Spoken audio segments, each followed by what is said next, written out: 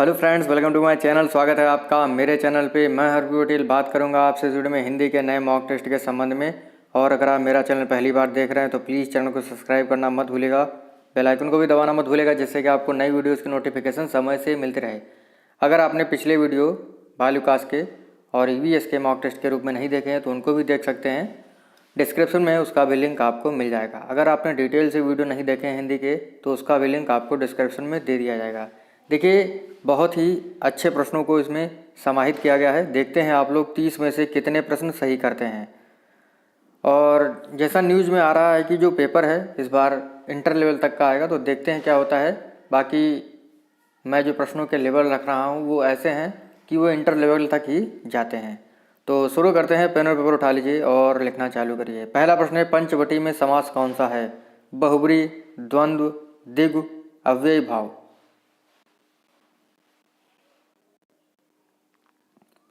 तो पंचवटी में समास है द्विगु। ठीक है।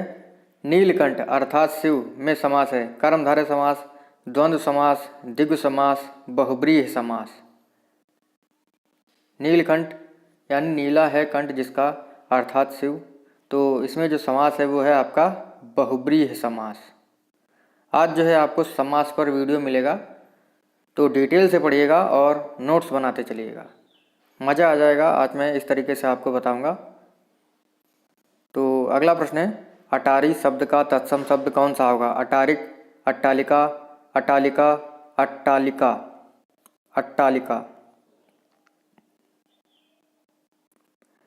तो अटारी शब्द का तत्सम शब्द आपका बी ऑप्शन वाला सही है, अट्टालिका। रेलगाड़ी शब्द कैसा है? तत्सम, देशज, विदेशज, संकर। तो रेलगाड़ी जो शब्द है आपका ये है संकर शब्द। अगला है, शुद्ध वर्तनी कौन सी है? तो शुद्ध वर्तनी कौन सी है? ज्योत्सना, ज्योत्सना, ज्योत्सना, ज्योत्सना। तो शुद्ध वर्तनी आपको बताना है कौन सा इसमें सही होगा।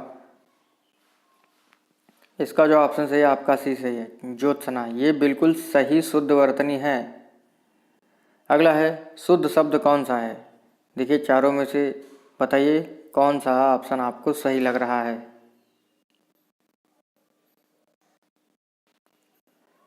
तो आपका जो बी ऑप्शन है आशीर्वाद, ये बिल्कुल सही लिखा हुआ है, बाकी जो है वो सब गलत हैं। अगला है, हरा भरा मैदान के लिए एक शब्द क्या होगा? खेत, स्वादल, शार्दुल, द्वाद्वल। हरा भरा मैदान के लिए एक शब्द क्या होगा? ये होता है साद्वल। बढ़ा चढ़ाकर कहना के लिए एक शब्द है अतिशयोक्ति, अतिशय, अत्यंत, अतिवादी। तो बढ़ा चढ़ाकर बात को कहना कहलाता है अतिशयोक्ति। अगला बहुत ही अच्छा प्रश्न है, रस बताना है। तरन, तनुजा, तट, तमाल, तरवर, बहुछाय, झुके कुल, सो जल, परसन हित, मनहु सुहाय। इसमें कौन सा रस है? श्रृंगार रस, वीर रस, वियोग रस, अद्भुत रस। तो इसमें जो रस है आपका वो है श्रृंगार रस। अगला बहुत ही अच्छा प्रश्न है, अलंकार बताना है। मखमल के झूल पड़े हाथी सा टीला, मखमल के झूल पड़े हाथी सा टीला में अलंकार कौन सा है? रूपक, उत्प्रेक्षा, उपमा, यमक।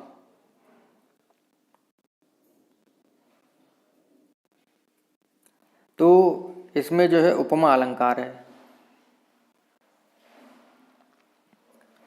क्योंकि सा शब्द जुड़ा हुआ है, सा शीशम जुड़ा होता है, तो वहाँ पर जो है उपमा अलंकार होता है। अगला है, अर्था अलंकार निम्न में से कौन है? यमक, रूपक, विप्सा, अनुप्रास।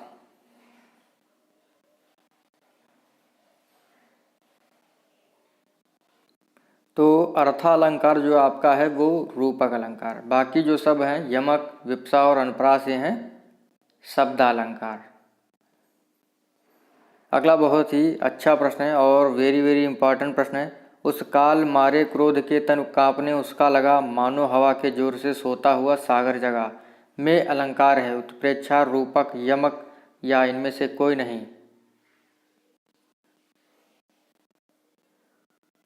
बताइए इसमें से कौन सा जो है आपका जवाब सही होगा।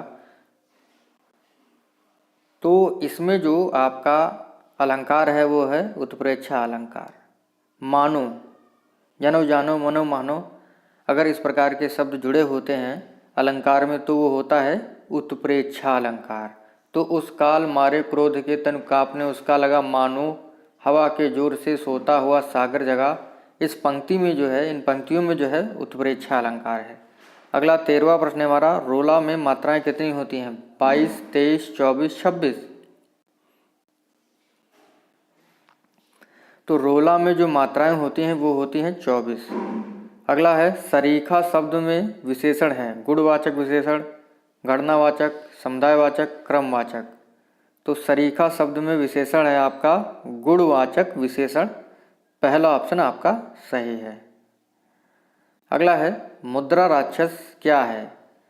मुद्रा राक्षस आलोचना है, नाटक है, निबंध है या कहानी है? मुद्रा राक्षस,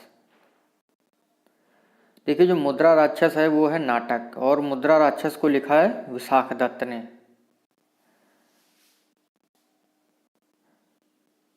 अगला है, अगला प्रश्न है, लाल कनेर रचना किसकी है? आचार्य हजारी प्रसाद द्विवेदी, वासुदेव शरण अग्रवाल, प्रभाकर, कन्हैयालाल मिश्र प्रभाकर, सुमित्रा नंदन पंत। तो इन चारों में से कौन सा ऑप्शन आपको सही लग रहा है? 16वां प्रश्न है हमारा। तो लाल कनेर जो रचना है ये है आचार्य हजारी प्रसाद द्विवेदी की। अगला है, मुहावरा है नई जमीन तोड़ना, मुहावरे का अर्थ है पुराना नियम, अनूठा प्रयोग, लिखे हुए को काटना, विद्रोह करना। नई जमीन तोड़ना, इसका अर्थ होता है अनूठा प्रयोग। कपटी मित्र, कपटी मित्र का क्या अर्थ होगा? काठ का उल्लू, अक्ल का दुश्मन, आस्तीन का सांप, विनम्र होना। तो कपटी मित्र का जो अर्थ होता है मुहावरे का वो होता है आस्तीन का सांप। और बहुत ही गजब प्रश्नों को मैं शामिल करता हूँ। अगर कोई सुझाव है तो आप दे सकते हैं सुझाव। लगता है कि आपको कि कुछ कमी है मेरे मॉक टेस्ट में तो आप बता सकते हैं, और भी मैं इसमें जो है चेंज परिवर्तन करूँगा। जैसा आप बताएंगे वैसा कर लिया जाएगा। वैसे मुझे तो नहीं लगता है कि परिवर्तन करने योग्य है, फिर भी अब जो मॉक टेस्ट आएंगे उसमें जो है लेवल होगा, यानी कठिन प्रश्न ज़्यादा होंगे, सरल प्रश्न थोड़े कम होंगे, क्योंकि न्यूज़ें ऐसी चल रही हैं कि जो पेपर है वो उसका लेवल काफ़ी अच्छा होगा। तो अब जो मॉक टेस्ट होंगे अगर उसको मैं बना रहा हूँ 30 प्रश्न होंगे तो कम से कम 15 प्रश्न ऐसे होंगे जो लेवल के होंगे। ठीक है, तो देखते हैं क्या इम्प्रोवाइज़ कर पाते हैं हम लोग अपने वीडियोज़ में। कारतूस शब्द है अरबी, फारसी, फ्रेंच, तुर्की। तो कारतूस जो शब्द है ये फ्रेंच भाषा का है। स्त्रीत्व में संज्ञा है भाववाचक, जातिवाचक, द्रव्यवाचक, व्यक्तिवाचक। देखिए स्त्रीत्व में जो संज्ञा है वो है आपका भाववाचक संज्ञा। सरोज का संधि विच्छेद क्या होगा? देखिए चारों ऑप्शन दिए गए हैं आपको, और बताइए कौन सा ऑप्शन आपको सही लग रहा है। सरोज में जो संधि विच्छेद है वो है सरह प्लस जा, सरोजह। अगला है, देखिए गलत युग्म कौन सा है? विलोम शब्द हैं ये। असीम, ससीम, दुखी, श्वेत, प्रस्थान, आगमन, विवेकी, अविवेकी। तो दुखी, श्वेत, ये जो दुखी का विलोम श्वेत नहीं होता है, आपको पता ही होगा। ठीक है, तो इसका ऑप्शन आपका बी सही है। निरामिष का विलोम शब्द है सामिस, कठिन, अथ, अंत। निरामिष का विलोम शब्द क्या होगा? तो निरामिष का विलोम शब्द होता है सामिस। अगला है अर्ध स्वर है या, जा, पा, का। अर्ध स्वर जो है आपको बताना है इसमें से कौन सा है।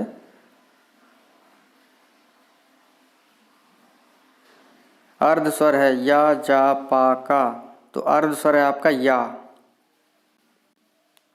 पहला ऑप्शन इसका सही होगा। कृत्रिम का विलोम शब्द है स्वनिर्मित, स्वचालित, स्वाभाविक, प्राकृतिक। तो कृत्रिम का जो विलोम शब्द होगा वो होगा प्राकृतिक। अरण्य, अरण्य का पर्याय नहीं है विच, कानन, विपिन, वन, अटवी। तो अरण्य का जो पर्याय नहीं है वो आपका है विच। बाकी जो सभी हैं कानन, विपिन, वन, अटवी, ये सब अरण्य के पर्याय हैं। देखिए अरण्य जो पर्याय है वो वन का पर्याय है, ठीक है। अगला है प्रश्न हमारा, पहरावा पर्याय किसका है? वस्त्र, काम, रवा, हरि। पहरावा जो पर्याय है वो है वस्त्र का। लुंठित व्यंजन है ला, रा, या, पा। तो लुंठित व्यंजन है आपका रा। अगला प्रश्न है, अर्ध विराम चिन्ह है। देखिए इसमें से बताइए चारों ऑप्शन में से कौन सा अर्ध विराम का चिन्ह आपको लग रहा है और कौन सा सही है। 29वां प्रश्न है हमारा ये। अर्ध विराम का जो आपका चिन्ह होगा वो है आपका ऑप्शन डी। अंतिम प्रश्न हमारे इस वीडियो का, दिनों दिन में समास होगा। अव्ययी भाव समास, द्वंद्व समास, द्विगु समास, बहुब्रीहि समास।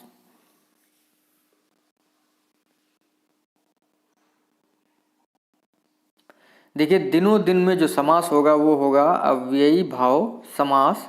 पहला ऑप्शन इसका सही है। देखिए अगर आप व्हाट्सएप ग्रुप से जुड़ना चाहते हैं तो उसका लिंक आपको डिस्क्रिप्शन में दे दिया जाएगा, आप उससे जुड़ सकते हैं और नोट्स ले सकते हैं। देखिए सभी नोट्स नहीं दिए जाएंगे, लेकिन जो इस समय पर्यावरण की सीरीज चल रही है उसके नोट्स आपको मिल जाएंगे, ठीक है। बाकी जो मेरा मन होगा देने के लिए मैं आपको दे दूंगा। और बाकी तो वैसे तो पेड नोट्स हैं, आप ले सकते हैं उनको। तो मिलते हैं आपसे अगली वीडियो में। देखिए 30 में से जितने भी प्रश्न आप सही करें कमेंट करके बताइएगा। Thank you friends.